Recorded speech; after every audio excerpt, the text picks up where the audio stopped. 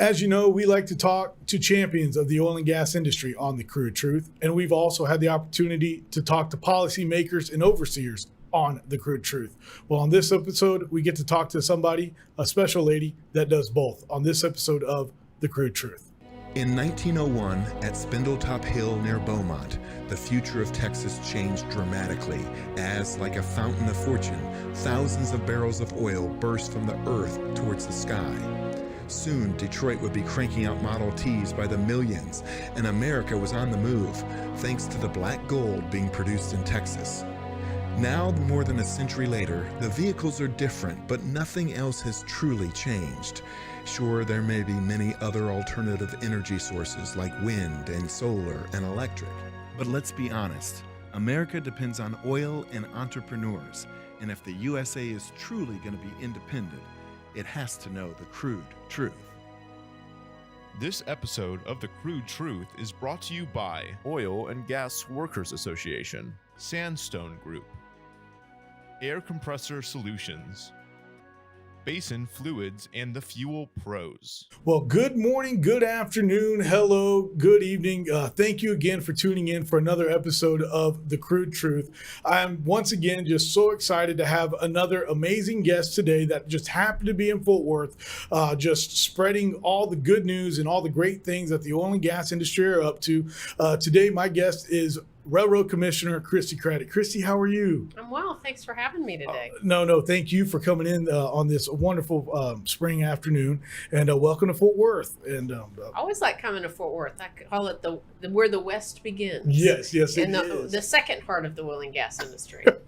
Well, I cannot thank you for coming on.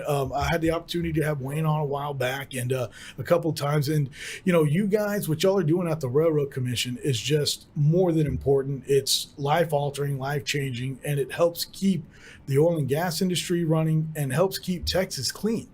And so when the opportunity rose to have you come on, I was like, no, please, whenever, what time, I don't care. I'd love to have you on. So again, thank you so much for coming on. Well, thanks for having me. And I call the Railroad Commission the most important state agency. Nobody knows what we do. There you go. I know. I still tell people, I'm like, well, what is the Railroad Commission? I said, well, they're actually the ones that oversee the oil and gas industry in Texas. And like, what? I said, it's a long story, but yeah, they're the ones that do it. But we like our name, by the way. We got to. It's unique. It's just as unique as Texas is, if you ask me. That's right. Well, for individuals that do not know you, let's talk about you a little bit, your background. You are actually from West Texas, correct? I did. I grew up in Midland, and then I went, which I love. So that's what I said, Fort Worth's the second heart of the oil and gas industry. Yes. Midland really is the heart of the oil and gas industry, not just in the state, but in the country at this point. I joke that everybody goes to Midland, Fort Worth, Houston. We've got it all going in the state. And then I ended up in law school at UT Austin. Okay. And stayed in Austin. And so I've done oil and gas, tax, water, environmental law for a long time.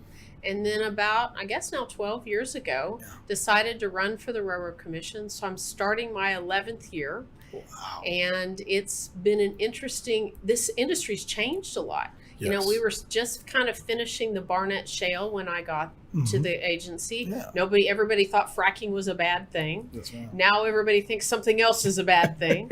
But it really has, this industry has grown. It continues to change and develop, and the players continue to change and develop too. And as an agency, we are trying to keep up as quick as we can. Well, one thing I think you've done to really not keep up, but in your tenure to catch up is your website alone. It was very hard to navigate it. And what you and your team have been able to do during this tenure that you've been there has really made it more user-friendly. Thank you. We're trying. So, when I got to the agency almost 11 years ago, we were logging in with Novell, if anybody remembers what that is. We were and are still a little bit on a mainframe with Fortran. Okay. Which is old technology. Yeah. Everything that anybody was filing was in hard copy. And even at that point, I think we were allowing things to be emailed to us, but then we still had to keystroke everything in, right? Oh. Very inefficient, very not transparent either. And we were doing it with 650 people. And part of what I ran on and part of what we're finally getting finished is going and updating, modernizing the Railroad Commission website. We want to be more efficient, but we also should be more transparent. And that's where it's been very helpful. So when you're talking about our website, You now can go on in our GIS mapping system. You're seeing stuff in real time for us, or maybe 24 hours, but basically you're seeing stuff in real time about what's going on with a well, what inspections we've done. You can file online. About 95% of what you're filing today at the Railroad Commission is electronic, whereas we started with nothing. So we've come a long way. No, I remember the days when my father was still doing all of that himself, and it was like, don't lose this paper, you got to keep up. And nowadays, like you're saying, the 24-hour turnaround, you send something in, you get your test done, or you file you file something, and boom, within 24 hours, it's already there on it, and it shows it, and it's good to go. And that's our goal. And the other thing y'all have done more of is, and this is just on my end, being an operator, is you've got more people, I feel like, that will answer the phone. Good.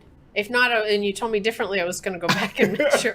We're at about 960 people now in the state. So we've grown some, but this industry's grown by leaps and bounds. We added a field office about 3 years ago now back in Lubbock. For those people who've been operating for years, we used to have one and we closed it before I ever got there, and realized because West Texas, and I say West Texas, kind of the whole area is so busy, we had an opportunity to get more people to work for us in Lubbock coming out of college and we couldn't do it all in Midland and San Angelo and Abilene and Wichita Falls. So we've got 10 field offices, and half our people are inspectors. Yeah. They're out doing their job and do a really good job. I think checking the environment and making sure that this agency is following up with people, but allowing them to remediate first. Yes. No, and the guys that we use in most of our stuff that we operate is up in the North Texas area, 9A, and they're all almost unofficially local guys in those areas. They know a lot of the people. They eat at the same restaurants, Right. and so there's a lot of respect, just mutual respect more than anything else. And I think then for that to go into the oil field or the leases itself really helps out. And then also your guys, they may have been at an oil and gas company themselves for the last 10, Right. 12 years, so they have that experience to be there and be like, hey, let's do something about this and let's work on this, and that's something also that I want to say is that that's something you've really brought to the position, or to one of these three positions, is the experience of the oil and gas industry to the Railroad Commission in a long time, I think. Well, thanks. I think it's important. One of the reasons I decided to run is I looked at where this agency was and that we needed to move along pretty quickly. And I thought, I want to be there. I can do a better job. I know the people, whether they like me or not all the time, but I think they do. I know the people, and we have a real opportunity for this agency to continue to be a leader. It needs to be, especially based on we've been through Obama and now we've got Biden going on. Yes. We need to continue as an agency to lead, not just for Texas as a state, but for the national state, to be an oil and gas leader across the country. Well, I definitely want to jump into what you just said about the Biden administration and Obama administration, but I do know also that Jason Modulin has also been, he's been on the show, and he had nothing but also great things to say about what y'all been able to do in partnership with so many different people. So. Well, and I appreciate, maybe because I trained him well, he worked for me for a short time, but Yes, he's he did. doing a great job and represents the smaller operators in the state really well. And not all are small, but smaller operators. And I think the challenge we've always got as an agency, got a lot of big operators now back in the state. Yes. They see an opportunity and they're buying things up, but the lifeblood of this industry always has been, and to my mind always will be, the smaller operators. So figuring out how you write a rule or do something as far as implementation of a rule with taking into account, look, you got big operators and they can afford to do a lot of things. Yes. Versus smaller operators who really can afford to do things. They're trying to do the right thing. Mm-hmm. And they also create jobs too and are paying good taxes in the state. We don't want to lose them. So he's doing a good job. I appreciate and he works hard. Yes. Well, you mentioned the Obama and now the Biden administration, and you and your team have been, the only words I could really say is y'all have been at war with this administration to protect the oil and gas industry here in Texas. And while you're protecting our industry, you're actually also protecting our economy here in Texas. And, what are your thoughts on, on what's going on in Washington and how we can continue to combat it here in Texas? I think education's a big piece, how we combat it. But I always like to tell this story because I think it gives a good example of the different administrations. Okay. When the Obama administration walked out the door as an agency, we were watching 144 rules and regulations they had proposed. Okay. Remember, we do coal and we do pipes and we do oil and gas. Yes, ma'am. We do geothermal, we do carbon, we do the whole thing. Yeah. When the Trump administration walked out the door, we were only watching 4 rules and regulations. So 140 went away in 4 years. Okay. They realized that over-regulation doesn't make a lot of sense and that states regulate. That's our job. Yes. And one size doesn't fit all either. In fact, one size doesn't fit all in this state some days even. This administration is back. Oh. And in fact, the Biden administration, I would say, is less friendly even than the Obama administration. And I wasn't sure I could say that, but they really are, and don't want to talk to us and appreciate how important oil and gas is, not to just Texas, but across the state. And now we're seeing it across the world, right? Yes. I mean, if you look at what's going on in Ukraine, I think that's a good example of, and our friends in Russia, and I say that a little bit facetiously, right? Right. That everybody wants our natural gas now. So LNG is really important across the world. And we've got a lot of natural gas. We produce 25% of the country's natural gas comes out of Texas. Yes. So I think that they aren't appreciative of that. But, the Biden administration, to me, very indicative of how they believe in or don't believe in oil and gas. The first thing they did was shut down Keystone XL pipeline. Right. Remember, it's been open since 2014 in the state, our part of it. And I'd much rather do business with our friends in Canada than Venezuela. Absolutely. And I think that's what they're missing. Or they're now going to all over the world or trying to make a deal with Saudi Arabia. I mean, we've all tried this before. We're now pushing Saudi Arabia. I believe the Texas producers are to be more thoughtful in how they're going to produce. They can't produce as much as they want to anyway. So the Texas producers have real opportunity for that. Well, when you mentioned the natural gas, we're still exporting, and where do you think we can go with our, because we have been called, and I'll be proud to say, the Saudi Arabia of natural gas. Right. How do you think us here in Texas can really bring natural gas to a forefront more, in the future? And I think people don't appreciate what natural gas does for them on a daily basis. When you think about it, you flip on your lights. Well, about a third of this state or more on any given day, your power comes on because we have natural gas power plants. Or I always tell a lot of younger people, please give me your cell phone back because it's plastic and that's a natural gas product, right? Yes. My daughter now gets it. I have an 11-year-old. And she's like, okay, I want to understand. I'm like, okay, let's have a conversation. You drive in the car, you turn on the stove because she's helping me cook. Mm-hmm. But the thing that has gotten her, that she's now educating her friends that how gas particularly, but oil and gas is important. Cheese flavored Doritos. Cheese flavored Doritos, you're eating natural gas. You're eating gas. And so a gas product, everybody's going to go look on the back. I know. You're talking about Doritos nacho cheese? Cheese flavored Doritos. There's chemicals. So natural gas touches everything we do. And I think the real challenge we've got, this administration wants to get rid of your gas fired stoves. That's crazy. Yeah. That doesn't make any sense. It is a clean burning energy. We need more. I think this state, through the past winter storm, has shown wind and solar alone isn't enough. No. We need everything. No. And natural gas is a cheap fuel. We can produce enough. And it goes all over the world.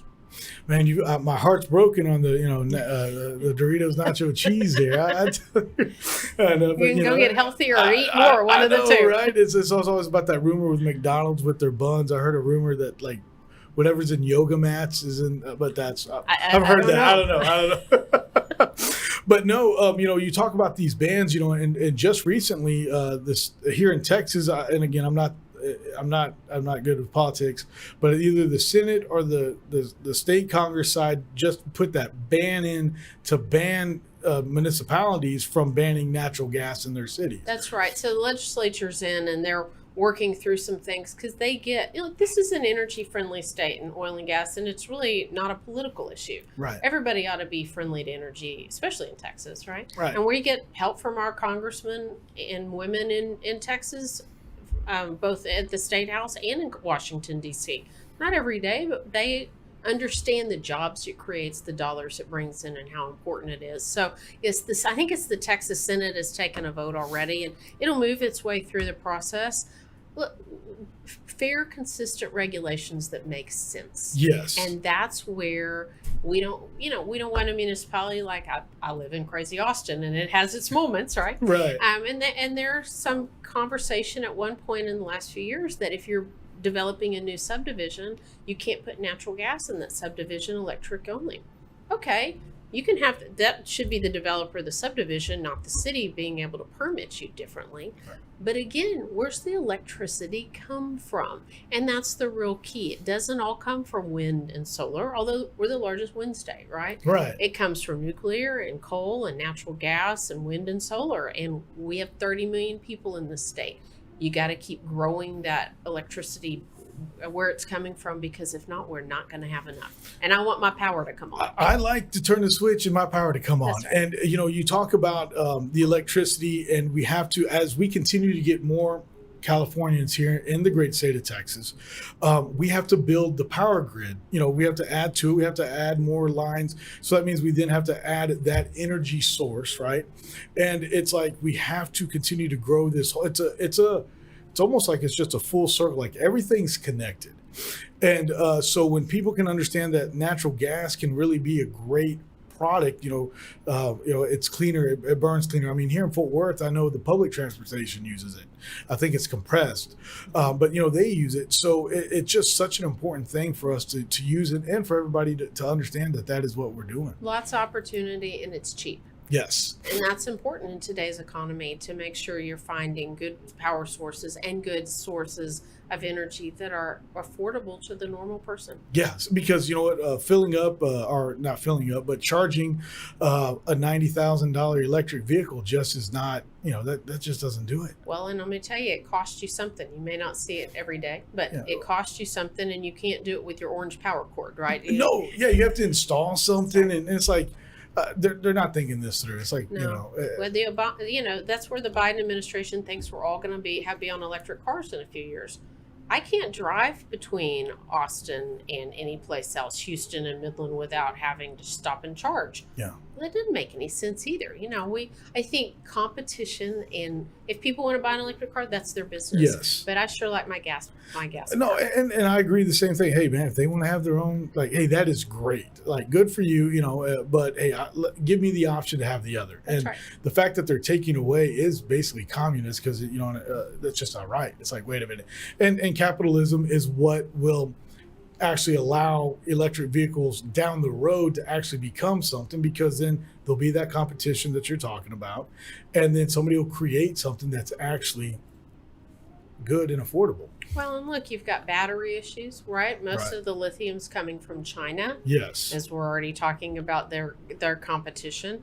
And what do you do with them afterwards? They only last for 4 years. You can't recycle them. No. So there's some real challenges, and those cars are made from oil and gas products. Yes, I know. That to me is the one thing that it's like, these vehicles are just not, it's like they're still going to be like that. Oh, excuse me. So sorry about that. But no, that those vehicles, there's oil and gas in them, from the tires all the way up to the top of the roof. That's right. So there's a petroleum product in there. That's right. I think something, as a small operator, remediation and what you guys are doing there at the Railroad Commission. Can you explain that a little bit, and maybe what y'all are doing? Do you see that being kind of bigger moving forward in the next 5 to 10 years, or what do you see about our it? priorities have always been at this agency: health and safety and environmental. Yes, ma'am. And it continues to be our priorities. And part of that is well plugging. For instance, when you're talking about remediation, that's one of the ways we think you ought to remediate. If a well is no longer viable, it's not economic, or if it's got an issue that we say, it's got a leak and you've got to do something with it, then we want you to plug that well for health and safety, but really for the environment. Nobody in this state We're all environmentalists. I say this, if you're in the oil and gas business, you're in the fluids business, but you're also an environmentalist because you're following the law and are cleaning things up. Yes, and ma'am. That's what it's about. And so I call us one of the oldest agencies that had environmental priorities in it, to be really honest. We ask people to plug a certain percentage of wells a year. Yes, you do. And we think that makes good sense. We don't want just wells sitting out there that are causing any issues. That being said, we try to work with people, right? You have the opportunity to come in and say, that well is still viable. We're gonna do some testing. Yes. We're gonna make sure that there's no issues with it, but it still has some oil and gas to produce, which means it's tax dollars and a job sitting out there. We don't want to plug a well that's viable. But if they aren't viable, we're going to ask you to go plug it, or we're going to ask you to clean something up. We have inspectors all over the state. We inspect about 1/5 of the wells a year get inspected in the state. So that's, I don't know, just about 200,000 inspections for us. Mm-hmm. That's a lot of inspections. We take it seriously. We issue about $1 million of penalties a month, by the way. Wow. That being said, if we go out and it's on your property or your dad's property and you say you're in violation of this rule, please, and we give you a notice that you're in violation, whatever it is. Say you've got a little spill on the ground. Right. We want you to clean it up. I don't as an agency want to take it over. We see real opportunity. Then we're going to come back and inspect. If you've cleaned it up, that's good. We're probably going to issue a little penalty. If you don't, then we're going to keep coming back. Yeah. And if you don't follow our rules at the end of the day, we're going to shut you down. Yep. And pull my bond. That's right. Yeah. Pull your bond, and that becomes real serious. If you think about it, you've just spent whatever it is on a well to develop it, and you can't produce it. That's serious. And we take that very seriously. No, I mean, that's the one thing I tell people a lot is it's not about, like, even though the drilling part is always the fun part that people like, but that's not the important, it's producing the oil. That's right. And if you get somebody that comes in and if you guys come in, shut down a company, that means that's daily dollars that are out of their pocket or out of their investor's pocket. That's right. And that's not important. That's very important to continue to produce.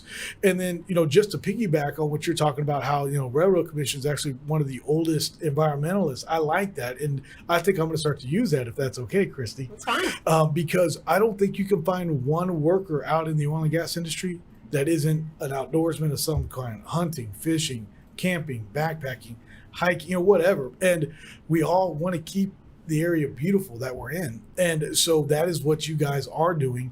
And y'all been doing really a great job.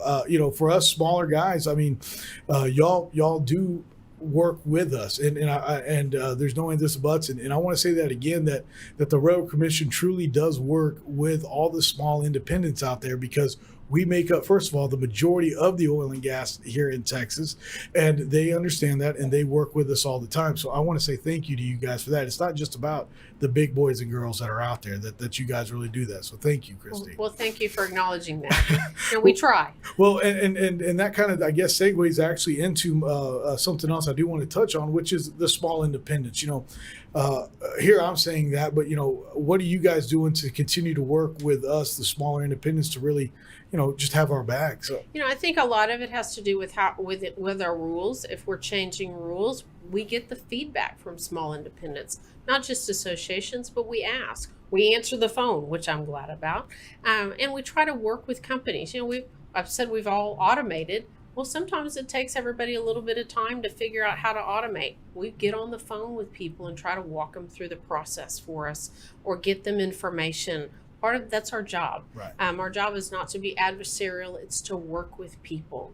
And that's how I think the philosophy at our agency has been. Small operators, like I said, are the lifeblood of this industry, quite frankly. And there's a lot of people out there, and we're trying to get more people and educate more people so they'll come back to this industry, or stay in this industry, or want to get in to begin with.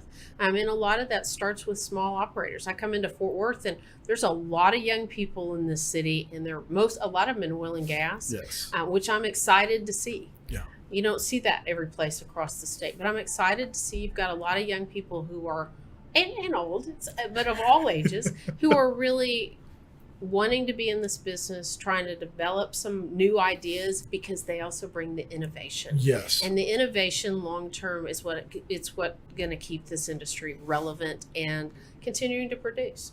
You look at Texas right now, if you go where we are, the estimate is with today's technology, we can produce 200 more years of oil and gas. When I got here 10 years ago, it was 100 years. Yeah. So if that tells you how much the innovation, I always laugh that we didn't want kids to play video games and play with joysticks. Well, that's how we're drilling wells now. So I want that innovation and the process for the next generation to come in and keep us vibrant. No, the science, they always talk about, and I won't mention what side, but they always talk about trust the science. And science and new technology has allowed the oil and gas industry to get more efficient, cleaner, and a little less expensive down the road, new technology in the beginning. However, or not however, but it's just awesome to watch what it's doing, because that science allows us now to go into these what were once considered tier 1 and tier 2. And for my listeners out there, what tier 1 and tier 2 means, it wasn't necessarily where they wanted to drill first. It's like, no, let's go here. And but these tier 2 and tier 3 areas are now looking like, with new technology, they could actually be better producers than the tier 1s that they did 5 years ago or even 10 years ago. That's right. So that technology is it's very important. And so I think, again, I agree that what you guys are doing is using it, and you've been doing it. And, in the teaser, I mentioned champions, and I haven't brought that up yet. And I apologize, because you personally have been a champion for the oil and gas industry, getting the word out there on all the positive that it does. So thank you very much. Well, thank you. Look, I think this industry is really important to the state and the country. I think there's a lot of good people in this industry who work hard and really are trying to do the right thing. And part of what we've prioritized at this agency, partly because of IT, and you now can see stuff, Right. but also when I got to the Railroad Commission, we had really one person doing communications. We're trying to build that. We're now about 8 people doing communications and outreach, and are looking potentially to put an office specifically for public outreach. That's a conversation. We've gone to the legislature and said, we think that's important. We'd like to be able to communicate directly to more consumers than we're able to. We think that should be a priority for us. And so the more you educate people and the more you have conversations with people, you find solutions, but they come up with new ideas. And I think that's going to be important for us long term. They are important. And now I want to put on your fortune teller or forecast. And right now we're where we see oil right now. Do you see it going up higher? As somebody in your position, I don't even know if you can answer a question. I don't even like know that I predict that. As we talked in the beginning, it's like, I don't know rules, and I'm just thankful that you came on, and you could just shut me off at any time. So I always say, when somebody asks me what the price of oil is going to be tomorrow, WTI, I say, I've got some ocean for a property in Arizona. That song. Yes, ma'am. That's kind of how I feel about this. But I do think that long term we have a good market. You can drill all you want, but we can get it to market because we have a lot of pipeline. We have good ports. The market's there and available. And I think oil and gas will be here for a long time. You've got countries who have energy poverty. We don't, and countries want to move past that. So if nothing else, we're going to sell it all over. Right. You see our friends in Mexico are taking a lot of our natural gas, which we're glad about. Mm-hmm. Again, we've got to sell this natural gas Yes, someplace. ma'am. LNG terminals, which we have 3 that are open and active or will be in Texas, and maybe a couple more get permitted. So those are real opportunities to sell all over the world. I don't know, people may not realize this, even though out of Texas we weren't the first LNG exporter. It actually was Louisiana. Yes, it was. But the first export went to Poland. And go look at what's going on in Europe. Poland wants our gas, don't they? They don't want to they don't want to get it from Russia. So I think that we're going to see a vibrant industry.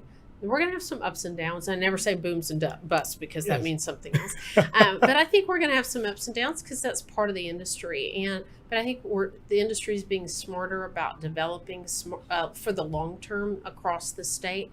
And that makes me hopeful that we're going to be here for a long time with good dollars and hopefully not overproduce. Yeah.